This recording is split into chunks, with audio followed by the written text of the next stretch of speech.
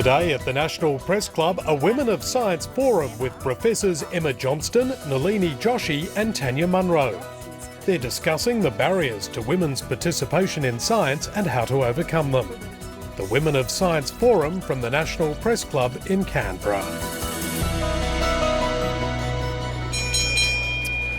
Well, good afternoon and welcome to the National Press Club of Australia and today's Westpac address. I'm Chris Uhlmann and our focus today is the future of science, women. And if you are following us online, then our hashtag on Twitter is NPC and our handle is @PressClubAUST. And we have distinguished guests here today to talk us through our topic. That's Professor Tanya Munro, Professor Emma Johnston and Professor Nalini Joshi. And their disciplines cover physics, marine ecology and mathematics. And it is great to have them here today, and what the Prime Minister constantly reminds us is the most exciting era in human history.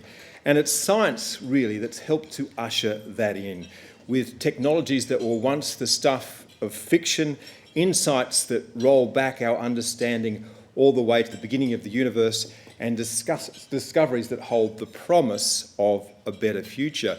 But clearly the pace of our wisdom runs slower than the pace of our knowledge, because if we were a truly wise society, then we'd use all of the talents of our people.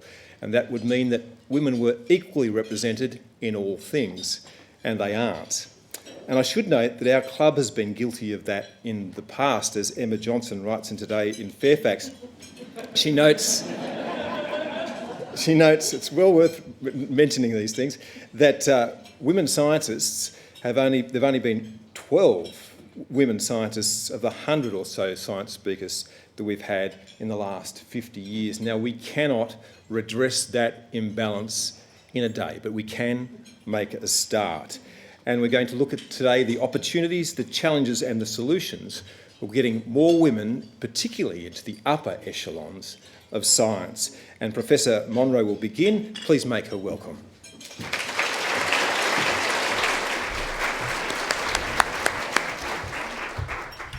Thank you. It's a real pleasure to be here to speak to you today. The future standard of living of Australians depends on how effectively we can bring innovation into our businesses. And we've all heard the statistics of how Australia lags and is at the bottom of many of the OECD tables when it comes to innovation.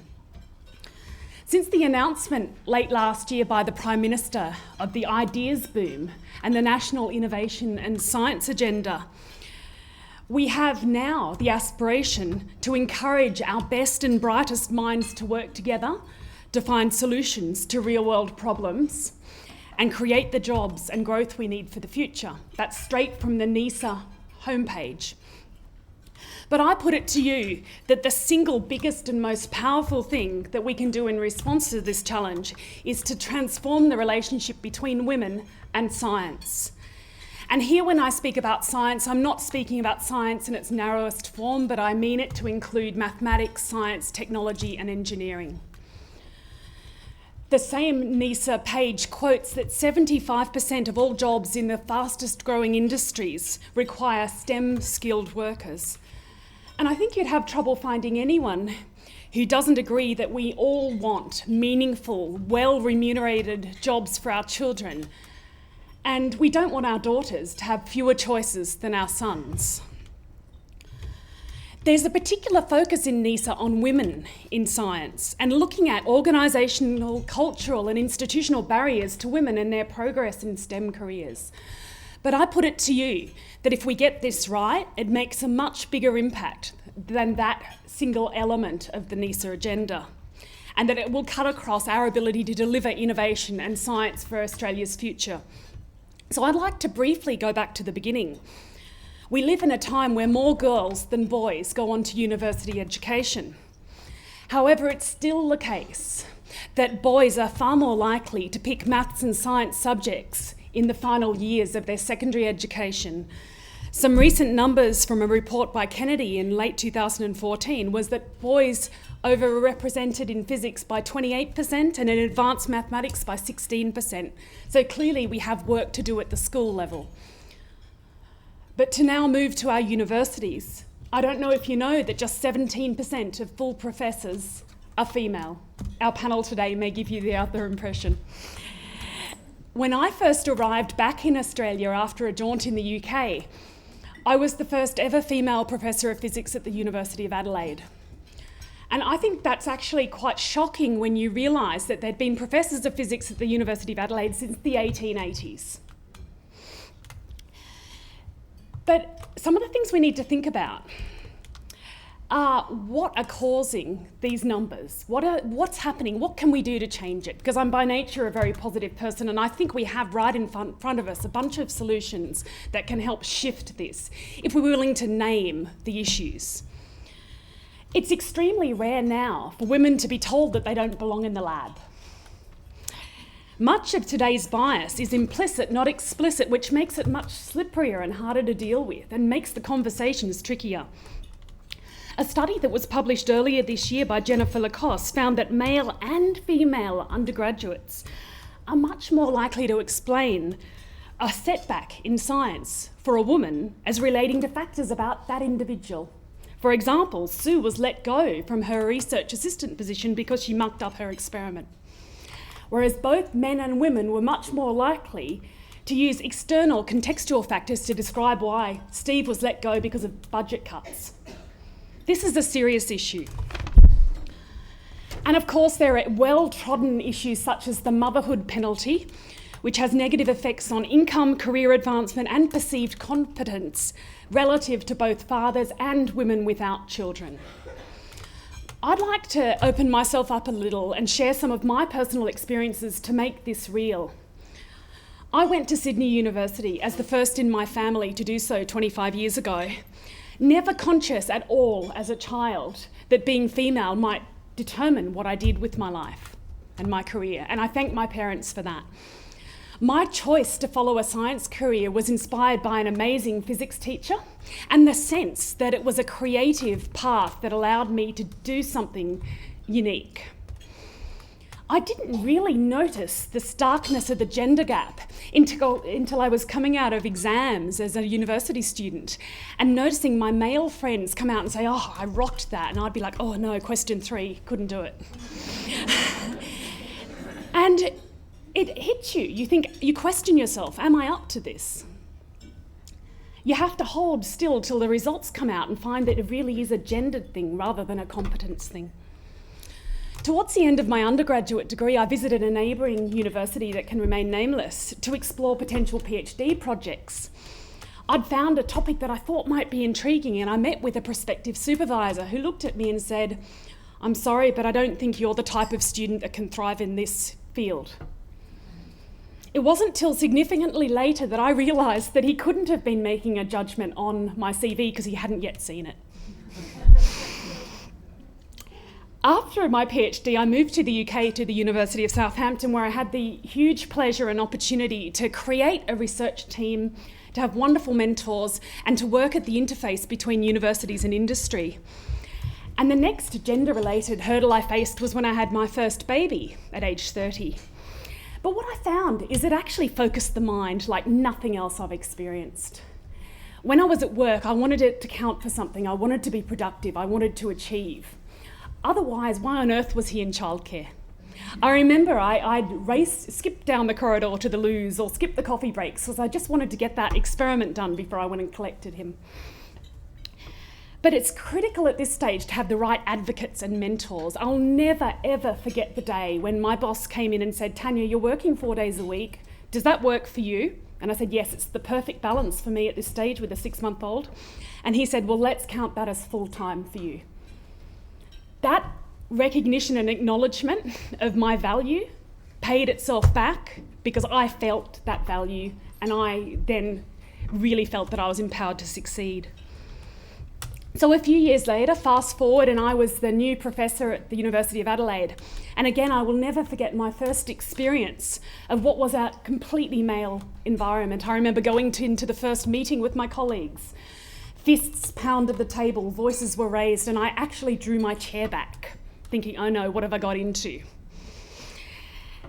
My experience then, a couple of years later, after having adjusted to that environment when I actually had slightly premature twins, was a way of actually seeing how much I could stretch and what my limits and capacity were. And that helped me be everything I've become as a scientist and as a leader. One interesting little anecdote that I found quite eye-opening that I'd like to share with you. I had the chance to go on a senior leadership course that was very PC. It was 50-50 male-female. And one of the things this leadership course did was one of the many personality profiling tools. The particular one they used was DISC analysis. And they happened to plot up the results at the end. And I happened to notice that every single female in the analysis fell in one quadrant and the men were spread throughout. There's a very simple message here. And the message is the women get to the top of this game not through talent and hard work. Yes, they must be talented and work hard. But that the factors that determine whether they stay and thrive are really more around determination and bloody-mindedness. The small things matter too. A male colleague pointed out to me that he'd noticed that when I and other women were being introduced, and thankfully not today, to give talks at public events or at schools or whatever it happened to be, that we often introduced in terms of our physical or non-professional attributes. I'm typically introduced as the wearer of shoes that I design or the mother of 3 boys. Try it out with your male colleagues and you'll see how strange it feels. This particular male I did this with, I've actually ever since called the wearer of good jackets, and people look at me like I'm extraordinarily strange.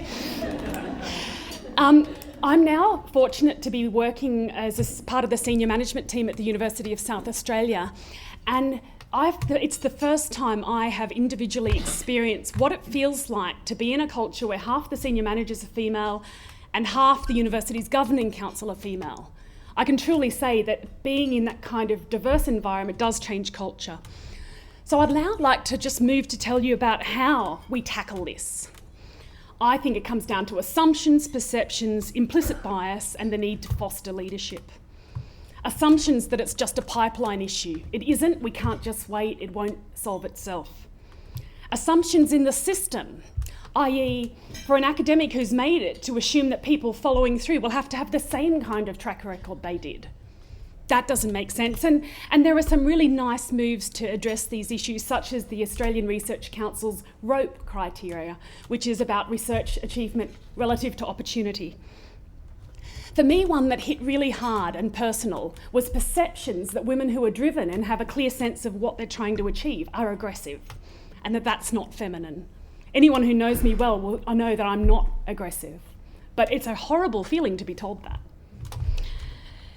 The perception that prioritising a career in science means implicitly deprioritising those roles that are seen to be more core to being female: wife, mother, daughter. I personally feel I'm a much better mother and wife because of my love and passion for what I do. I've spoken about some of the sobering recent studies on implicit bias. I think it's one of the biggest areas we need to focus on. And I think we need to be relentless in calling it. And I think we need to aggressively promote role models in order to show there are other ways of being. I'd suggest we'd benefit from embracing our national character.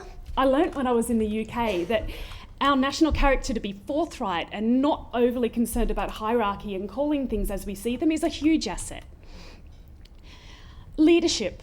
We have in Australia the fortunate situation where we have a number of amazing leaders, male and female, who are willing to call it. We need more to do that, but we also need a greater diversity of types of female leaders. And I do think we need to be willing to consider embracing targets and quotas. If you look at the work done at the Academy of Technological Sciences and Engineering, having amazing women come through every year in large numbers show that this doesn't reduce quality. And it's also really pleasing to see what the Academy of Science has recently been doing in this space. But at the heart of it, the message I'd like to land here is that we must create a shared understanding that where we have any activity and there's not a diverse group of people doing it, we quite simply don't have the best people at the table. I think all elements of NISA will be turbocharged if we can tackle this issue. And one example I'd like to give is from Ian Chubb's work late last year in introducing our national research priorities. These are areas where our nation really needs high quality science done for our future. They're not problems that fit within discipline boundaries. They're problems where we need to learn each other's languages, form effective teams, and work closely with industry. All of these things are enhanced by having some of the relationship building and language building skills that women often bring to teams. For me, this is much more than getting girls into the science pipeline and into our labs. It's about making sure that we as a society can benefit from an education that's rich in science and that can spread across our society. As my final comment, I'll say that NISA, our innovation agenda, is much more than just science. It's about having innovation take root in our culture. But every issue I've touched on with women in science actually becomes more acute when you start to talk about entrepreneurship, because that's a culture of risk-taking, particularly at an age where women have to make difficult decisions about their career pathways. And this story is not just about women and girls. I fundamentally believe if we tackle these problems, we'll be able to support and nurture a more diverse range of people engaging. Thank you.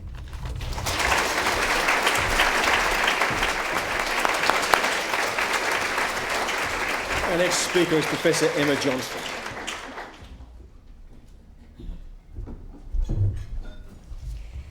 Good day, everybody. It's a great honour to be speaking here at the National Press Club. Particularly lovely honour to be one of the 4% of the almost 2,300 Press Club speakers who have been scientists, and also one of the 0.5% of the 2,300 Press Club speakers who have been female scientists. So it's a lovely honour also to be sandwiched between two such talented scientists, and we've just had an amazing talk by Tanya. We've got an amazing talk by Nalini coming up. We three speaking here today bring the proportion of female scientists speaking at the National Press Club up to 0.66%. Not to put too fine a point on it. But underrepresentation of women in science is only one of the barriers that face the increasing progression of women. And today I'm tasked with providing a personal perspective. You've heard a little bit from Tanya, and you'll hear a bit more from me and hopefully some from Nalini. The threads run really strong and really true through our three stories, even though we've been in very different disciplines, grown up in different cities, and had wildly different experiences as children. Today, my personal story begins with the story of two people close to me. So these two people were the first in their families to finish high school, the first in all of their family lines, all of their ancestors that we know of to finish high school. They were the first to go on to university and to finish undergraduate degrees.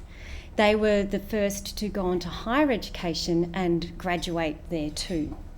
Both of these people majored in science.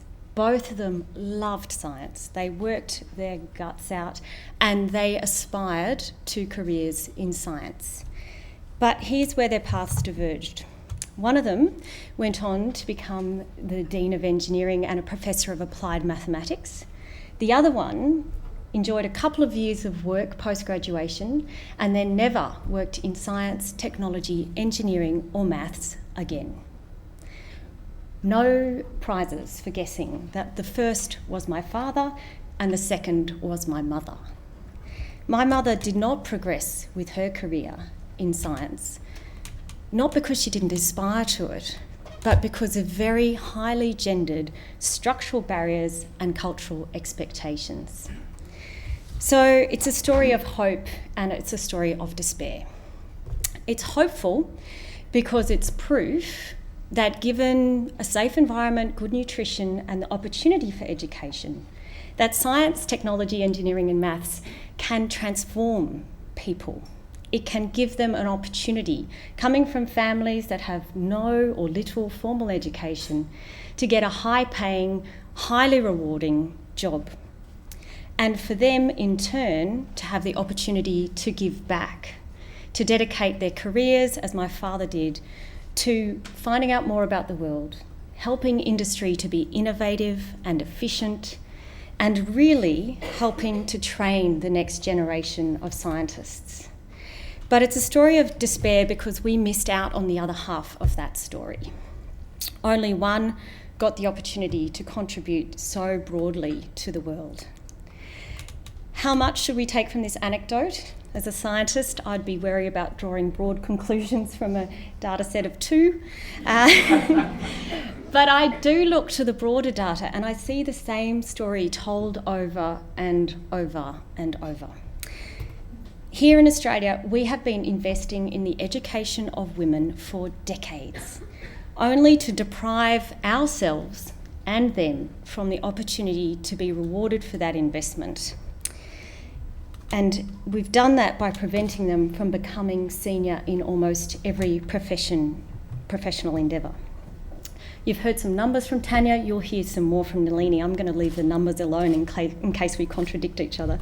But the big question is, why is this system shooting itself in the foot? You know, it's possible, and I think about this all the time, it's possible that the barriers to equality that poverty create are more easily overcome than the barriers created by discrimination based on visual biological differences, however highly exaggerated and socially constructed those differences might be.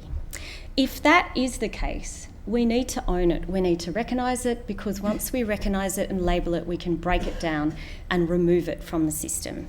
If race and gender, sexuality and disability continue to intersect so strongly with financial mobility and equality, then politicians, research leaders need to recognise this in order to remove it and not overlook the impact. Bring back the women's budget. So this might explain also why, despite the fact that discrimination is absolutely illegal, we have not made as much progress as we would have hoped for over the years. But that was my parents. This is 2016. So what can we glean from my personal addendum to the story? I did everything wrong. I was outside the traditional route of an academic and true to my own very gendered construct of the world. But I made it to professor. I'm here speaking today, so maybe things are looking up. How did I do everything wrong? Well, first, I did persist with science, mathematics and physics in high school, even though there were only 3 girls in my class. But after the first year of my undergraduate science degree, having ignored all the career advisors telling me to do law and medicine, I did drop physics and maths. And I dropped them because there were no female teachers and I was virtually the only woman in the class. I stuck with science, but I moved into the softer sciences, the softer science of ecology, for which there is no category of Nobel Prize. Big cross. And while I ignored my grandmother's suggestion to stop doing degrees, I did not apply for any PhD programs outside of my home city because my partner had just got a job. And I did not apply for any of the expected series of postdoctoral positions because my partner couldn't move from place to place. I did apply for a lowly teaching position with far too much administration and 0 set-up research funds. Really big cross. Okay, and I did not give up when alienated again by being the only female staff member in a full academic staff of 30 in my school, but I took maternity leave twice. I did applied research. I never insisted on first authorship, didn't aspire to publish in elite journals, didn't travel to overseas conferences enough, applied for too little money in each grant, had to be cajoled into applying for promotions, took teaching and pastoral care very, very seriously. Cross. Okay, so bad student. I survived doing everything wrong. Now, don't get me wrong. These are not bad things to do. That's not what I'm trying to say. These are simply choices that can break your route to seniority in STEM professions. These are the fault points in our infamous leaky pipeline. There are studies to show gender differentiation and gender bias in the decision-making process at each of those points that I just mentioned, and they affect women's progress. You can look up many websites, many published papers in the SAGE website for more details. More personally, I know I did it wrong because I was often going against the advice of my very wise mentors. Not that I wasn't listening, it's just I couldn't follow their advice. Anonymous reviewers told me every time I applied for a grant in plain English how I had done it wrong. And I know I did it wrong when I see how CVs are shortlisted these days for the recruitment of places. But I survived because I loved my job. Science is a blast. Everyone will tell you that. It's a career that everyone should have access to. And I got a secure position. I had maternity leave provided by my university, little grants to entice me back to work. We paid a lot for childcare. Mentors did help lift my aspirations.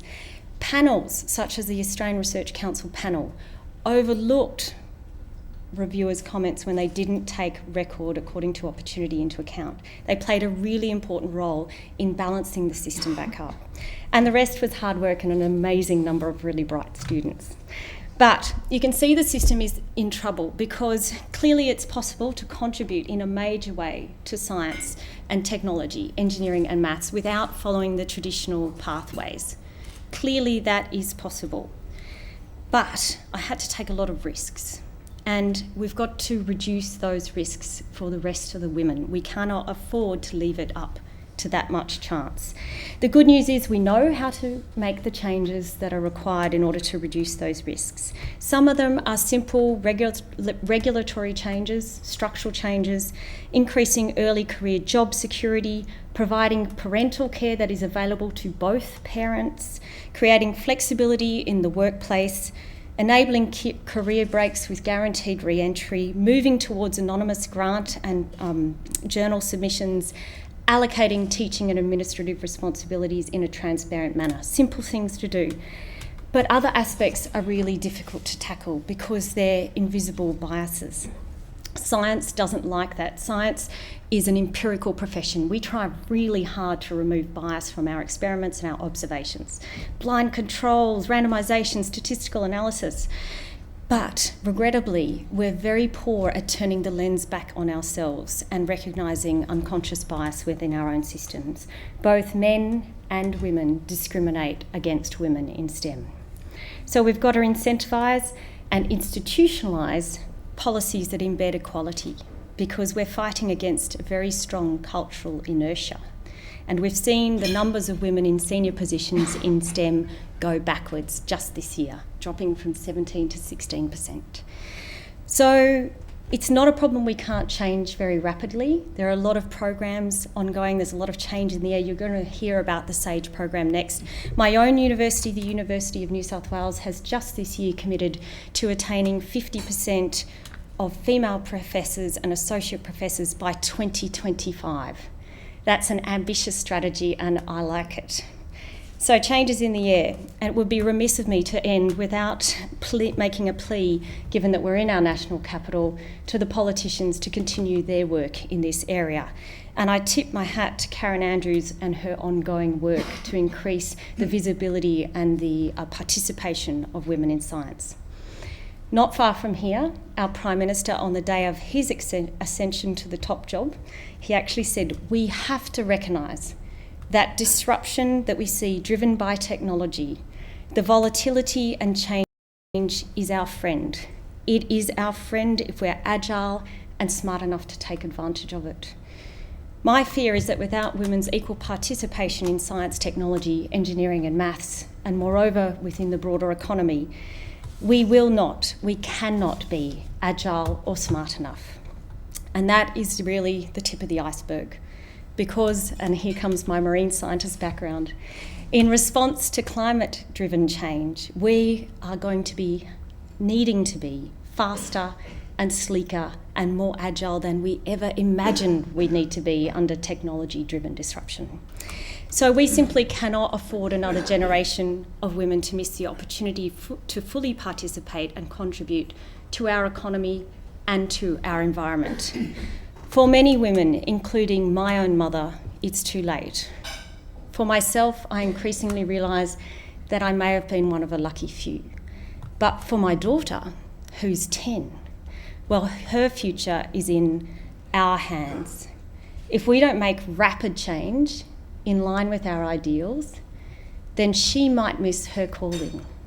And we're going to miss what we really need, which is the incredible contribution that she and her besties have to make to our brave new world. Thank you very much.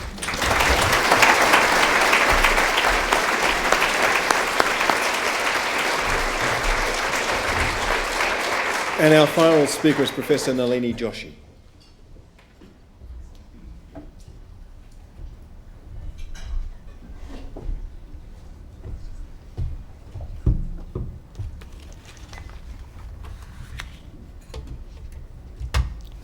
So Emma and Tanya have covered everything.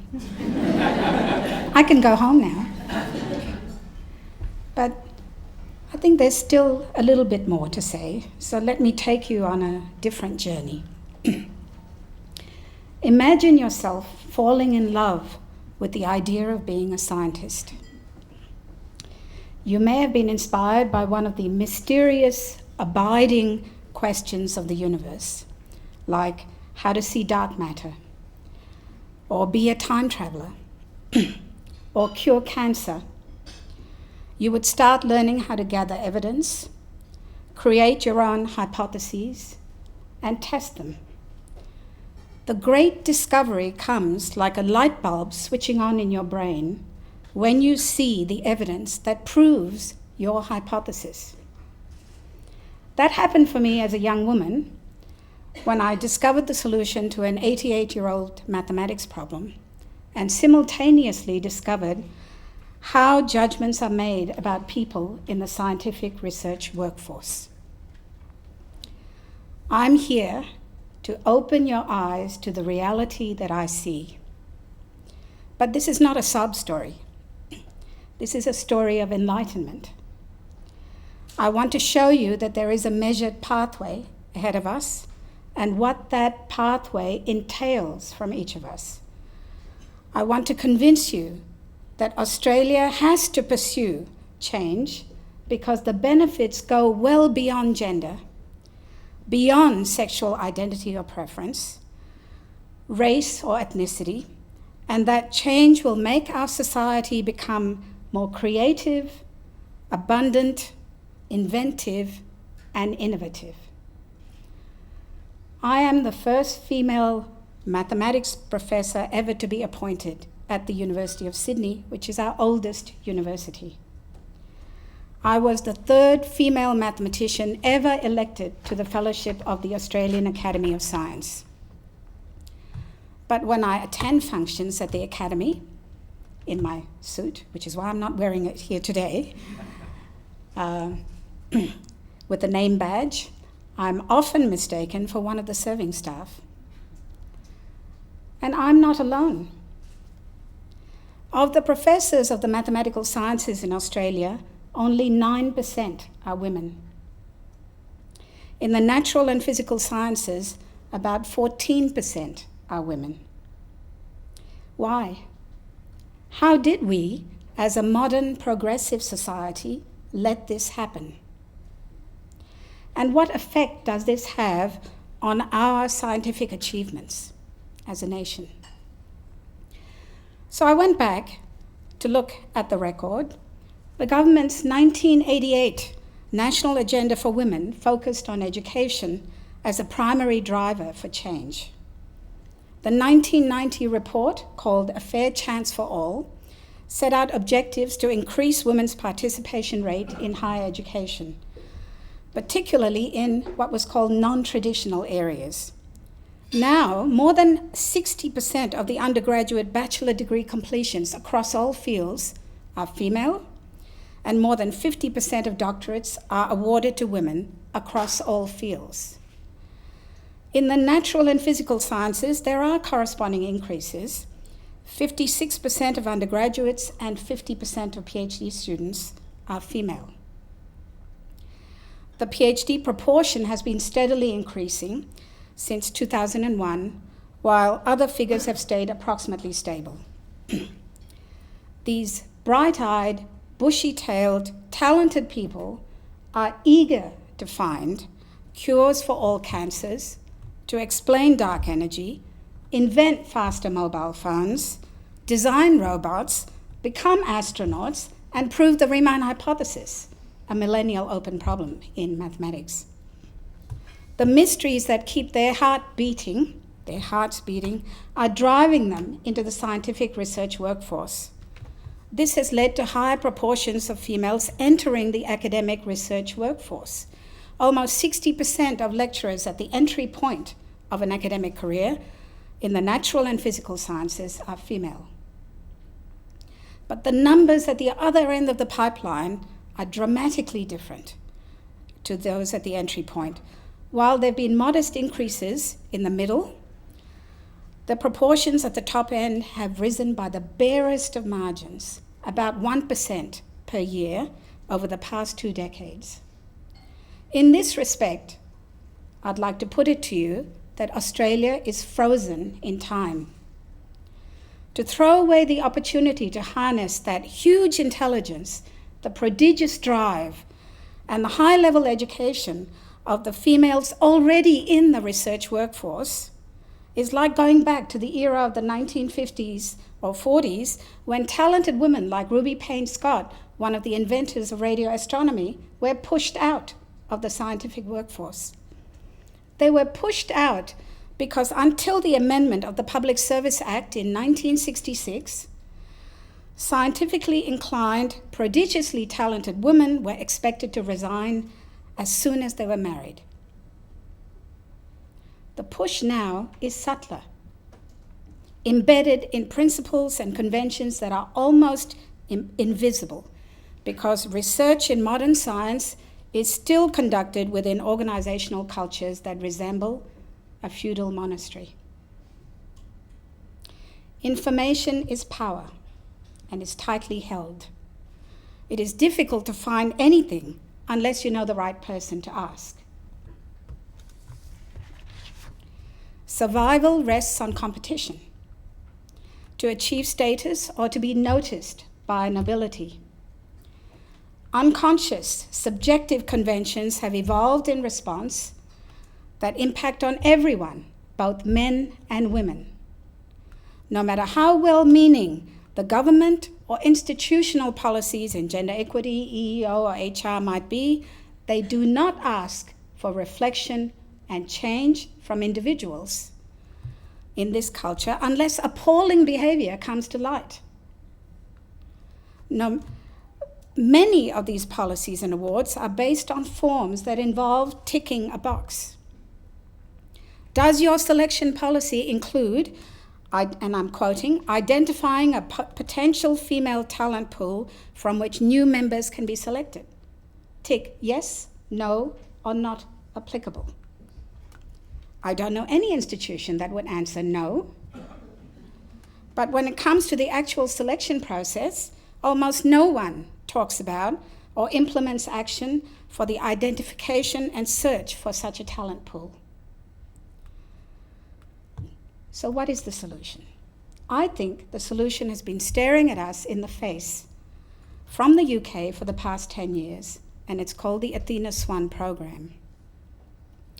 To become a member of the program, each participating organisation has to sign up to a charter of 10 principles, which are universal principles that any well-being and well-thinking person would agree to. To be awarded a bronze award, that's the first level of award from the Athena Swan Program, organisational and disciplinary groupings need to follow 3 steps. Carry out a nuanced data analysis of the situation, reflect on where the holes are pointed out by the data, propose an action plan to address those holes. I am over the moon that the Australian Academy of Science and the Australian Technological Sciences and Engineering Academy have joined together to mount a pilot of the Athena Swan Program as part of the Science in Australia Gender Equity, or SAGE, initiative. The initial reaction from the employers of female researchers in science, technology, engineering, mathematics, and medicine, that's STEM with 2 M's, has been wonderful. 32 organisations have signed up to participate in the pilot. That includes 25 universities, 5 medical research institutes, and 2 publicly funded research agencies. At the end of the 2-year pilot program, successful organisations will receive bronze awards. The first step, data analysis, will be a challenge for most pilot participants. Of course, they know how many women work there or how many women were promoted there. But what they have probably not considered before are how many are in the eligible pool for promotion, or how many years did the women wait before applying for promotion that they may have been eligible for a long time ago. As part of the second step, they have to identify the holes, such as whether there are areas that have never appointed a senior woman, or areas that are well behind the national profile. They have to actually look at the disciplinary profiles and national profiles. The final step will ask for reflection on behaviour, communication and culture in a way that they may never have considered before. The Athena Swan evaluations in the UK tell us that the outcomes will encourage and improve the working life of everyone, whether they are men or women, gay or straight. The evaluation of the pilot will tell us whether Athena Swan needs adaptation from Australia. We hope that this initiative will transform into a longer-term program to be managed by a national not-for-profit company to be set up, I hope, in the next couple of years. I am incredibly pleased to see this happen in Australia, not just because I'm a woman, but because I am fond of our country. We produce so many talented people that we lose, and so many great ideas that go elsewhere. Imagine if we could encourage and keep these talented people. Imagine these ideas and people doubling our Nobel Prizes. Imagine being in a room full of female mathematics professors. This, to me, would be the start of a real fair chance for all. Thank you.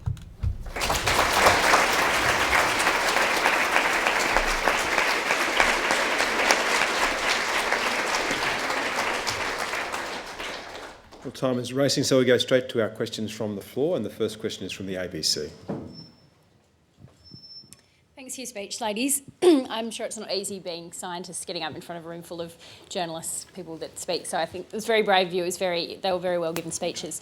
Emma, I promised I wouldn't ask you a tricky question when we were sitting here before, but I noticed that you mentioned that one of the solutions was to have anonymous grant and journal submissions, and that upsets me, but I wonder if you could take us through the thinking behind it and when you think we could change that as something positive.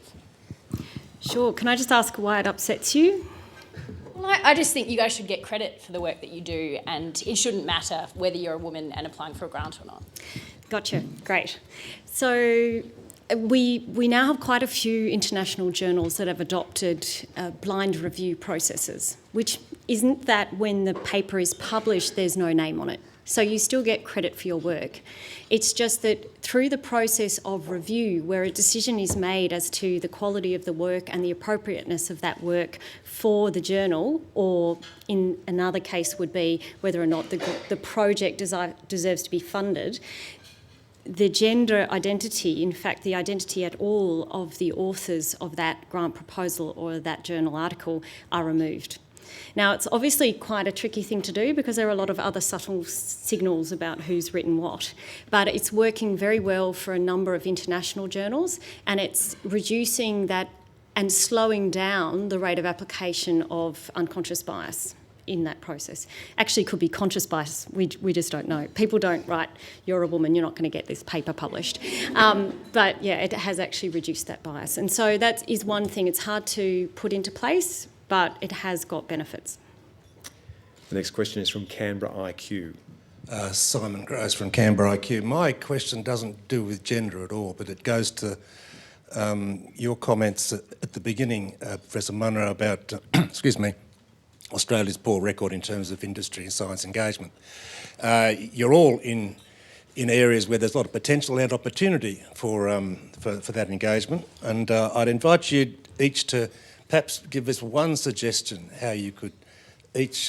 one suggestion each as to how Australia could improve its performance in this area. Thank you. I'll start by saying being slightly cheeky and giving two, but one of them that I think is in train is starting to create ways of seeing what good looks like in industry engagement, assessing it and valuing it. And so the commitment within the innovation agenda to look at industry engagement and rank universities or rate universities on their industry engagement is a step in the right direction. I think the thing we haven't yet tackled is mobility. We need to find pathways for researchers to go out and taste and see what it's like to work in their industry partner environments and vice versa. So we might wish to consider some sort of fellowship schemes or tax incentives that allow that to happen. Two very good suggestions, hard to follow up on those. I just, I guess, add a little bit of detail to one of them. In the way that we value industry-university collaborations, we have in the past tended to undervalue it, I think, and it's made it more difficult for early career researchers to start to establish those networks, because industry-university relationships, they're long-term things. You don't solve a lot of these problems overnight. You work for a long time with industry to work at problems that they have. The problems evolve. As soon as you solve one, there's another one. These are ongoing relationships, and I think allowing early career researchers to build those relationships from the ground up and supporting them to do so, we could do a lot more from the university side. So my answer goes towards the other direction, which is that I think a lot of the long-term policies that our government has followed haven't really worked. The R&D tax concession policies, for example. Companies get R&D tax concessions for doing market surveys because that's considered research. But in fact, it doesn't really lead to more engagement with people in research. And I think that if we were to find a different way, that would be very work towards this growth of the relationship between industry and basic science. Okay, Professor Monro, I was trying to think of a way I could even the score by introducing our next questioner by his attributes of a good friend of mine, Steve Lewis, and I was struggling to think of some, so I'm going to say he's the guy sitting next to Ian Chubb.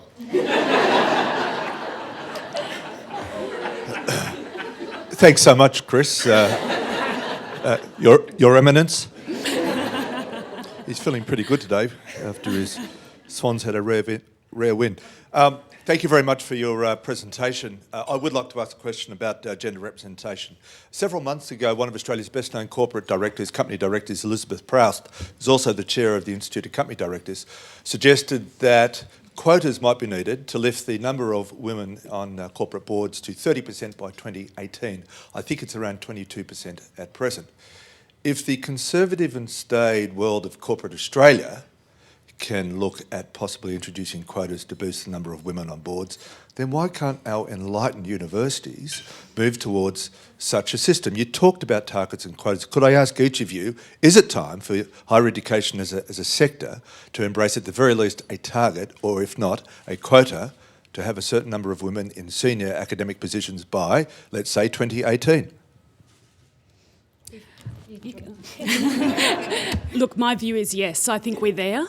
I think we need to do it because every time you look at the history of introduction of quotas, while we all as individuals rail at the idea of ever getting an opportunity that's not based on merit, you only have to look at cases where they've been introduced to see that quality is never the limitation.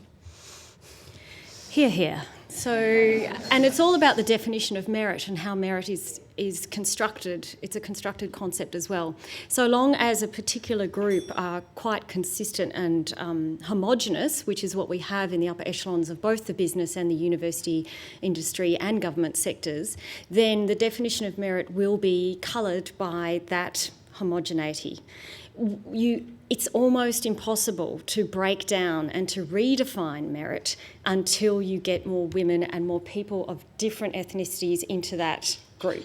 So it's a bit chicken and egg, but the targets or the quotas, whatever you like to call them, have consistently worked to break down and to make the definition of merit more equitable. I like the idea of targets, but I don't like the idea of quotas. I think that quotas give too much ammunition to the people who are already criticising women, the very highly qualified women, for getting their positions. So I think there needs to be some cultural change before we go in that direction. The next question is from Keating Media. Jester, thanks for your speech. I would like to talk about my own experience. I actually graduated from Adelaide, a Bachelor of Computer Science, Software Engineering. My own experience is this: when you even try to encourage your female friends in the class, try to encourage them to the coding part, they always prefer to do the documentation.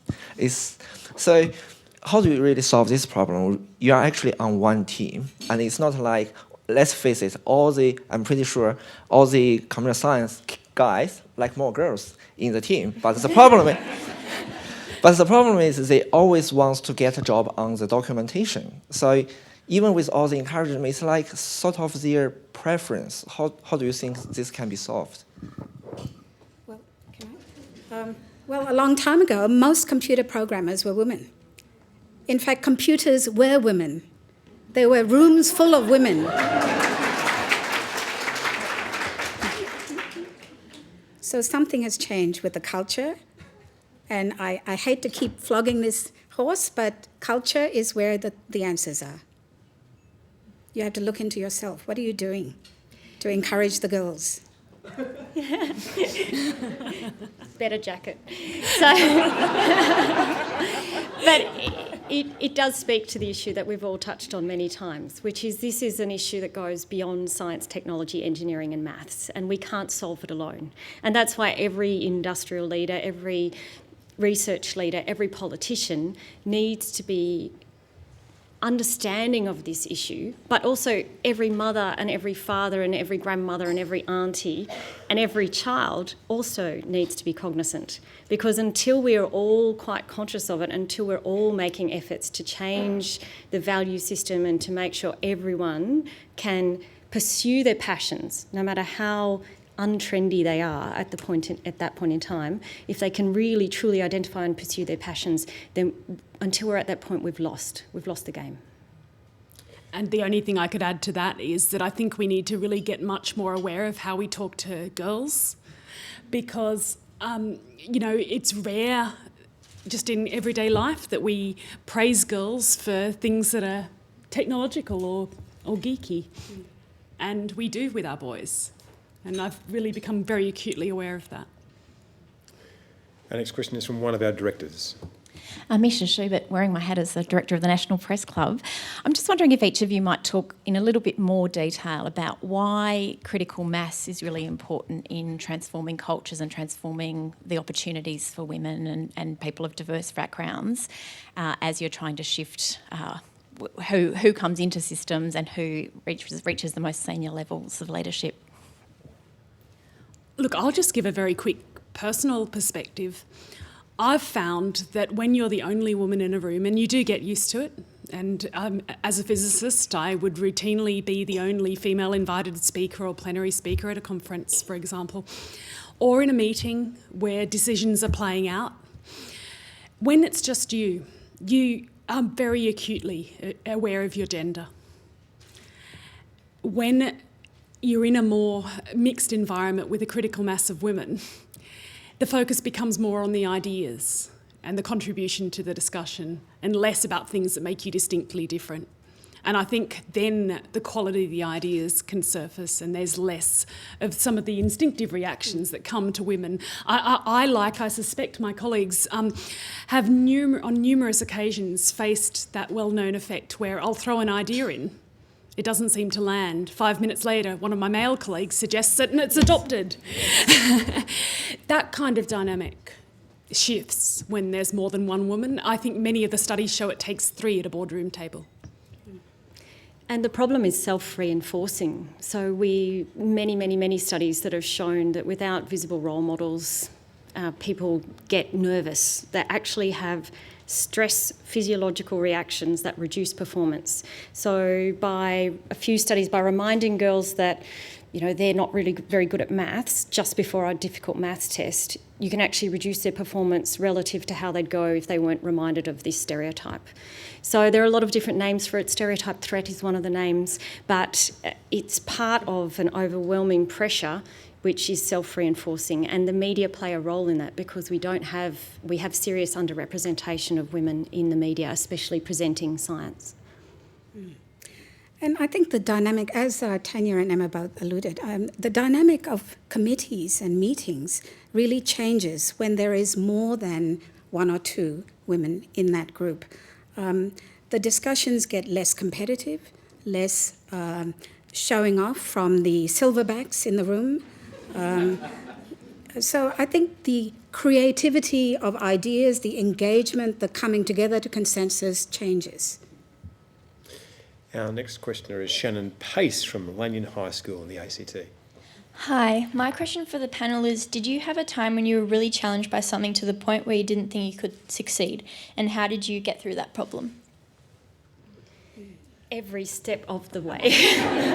Every step of the way. And so I learnt to ignore my inner critic. I essentially had to take a step away and say, other people think you can do this. You may not think you can do this. What I did think was I wanted to have a go. I'll give you an example. Going down to Antarctica to dive under the ice. Did not think I could do that, and yet I really wanted to do it. I'm a marine scientist. I really wanted to explore those environments and see ecosystems that I had never seen before. So when other people said, you can do it, I ignored my own inner critic and I went and gave it a go. And I think that is the one message I would give to young girls in science, technology, engineering and maths. Give it a go because it's the best job in the world. What was it like? Yeah. Cold. Fantastic. That was fantastic. Yeah. So possibly the hardest thing I had to do, other than give birth twice and all of that stuff, was when I was doing a PhD in Princeton, and I realised after some time that my advisor, who was one of the best mathematicians I'd ever met, wasn't going to be able to solve the problem that he'd given me, because each of the different facets and pathways that we explored together didn't go anywhere. So one summer, when he wasn't in town because he was overseas at various conferences, I just took it inside me and I thought, how can I own this space? How can I look at the different aspects of it? And so I got up at 1 o'clock every morning and did calculations. I had to throw away most of it and finally got to a point where I suddenly understood something. And that needed me to keep on going along the path where I wanted to find the answer. And I just kept going. I didn't allow myself to think that I wouldn't get somewhere. And I got there. So. And my response follows beautifully on from that, because whenever you look at any role model, whether it's in science, male or female, you might think you see this story and journey of success.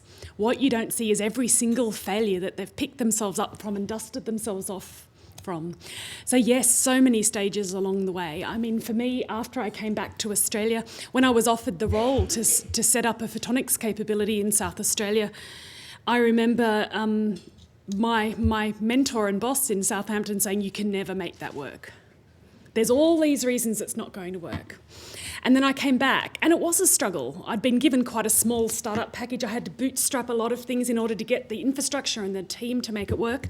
It took me not 1, not 2, but 3 attempts to win my Federation Fellowship, which was my big moment to get a little bit more visibility and grow a team and really make a success of it. But you don't see that when you read someone's CV. I think we need more stories about the failures, and my little story about that quadrant of personalities to me shows that the women who do get through our system at the moment tend to be those that are just absolutely determined and resilient, which is great for those women, but we need to make it a little bit easier, as in Emma's story, to help all kinds of talent get through. The final question is from Peter Phillips.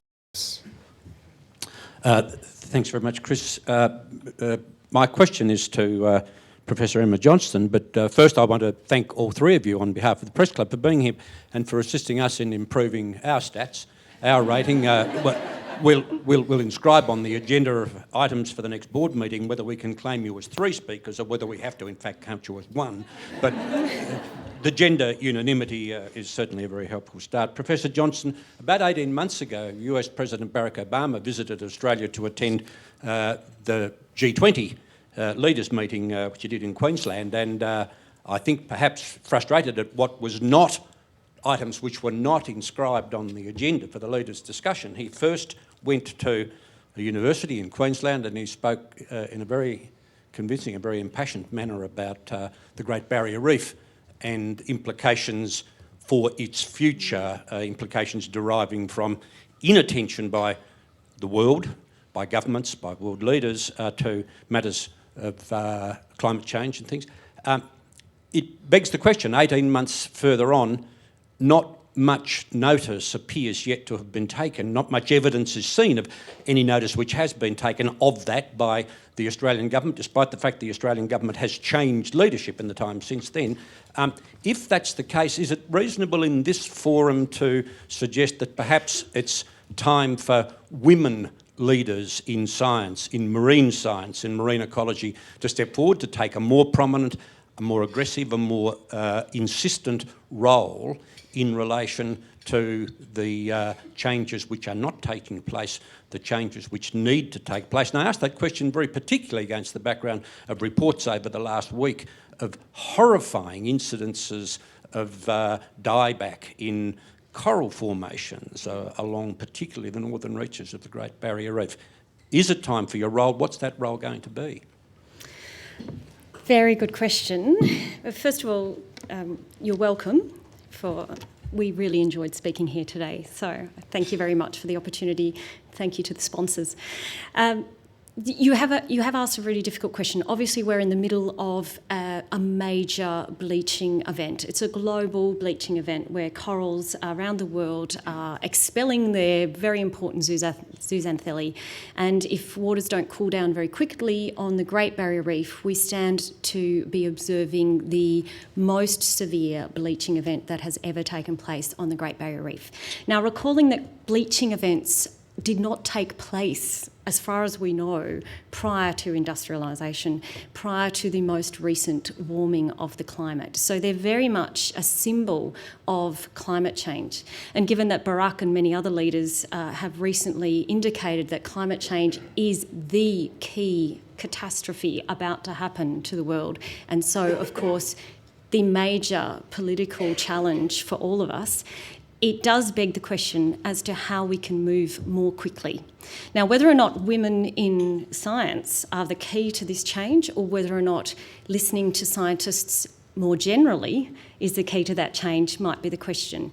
You will not find, in fact, I think it's probably 3% or less, you will not find many scientists who wouldn't put climate change as the key challenge for Australia and for the world. And no matter where we are saying it, we are trying to say it very loudly, and we're trying to be heard. The movement and the challenge of transitioning our economy extremely quickly from a carbon-based coal exporting economy to an economy that is more based on renewable energies, that is trying to move away from some of the poorer quality coals as quickly as possible, that's something that politicians know how to do. And scientists can give them the evidence to provide the argument for doing it. The question is, how do we get that change to happen more rapidly? I think it's about an open dialogue. I think it's about people also accepting that renewables need more research funding. We need to move very rapidly to improve the quality of that technology. At the moment, they have a very big footprint. So as an ecologist, they also cause problems. We build into oceans to build wind farms. We take up a lot of space for renewable energies.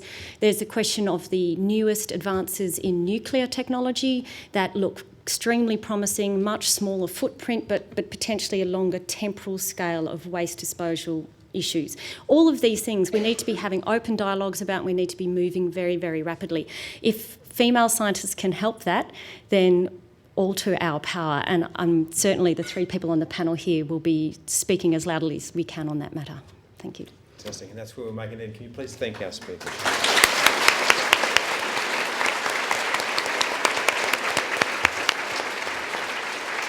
Now, You don't go away empty-handed. We always give our speakers a membership to the National Press Club. I'll get you to pass it that way. Your names are on there. So, and along with that, a book written by my very good friend Steve Lewis, which I can honestly say is the best book about the 50-year history of the National Press Club written by a director. Thank you.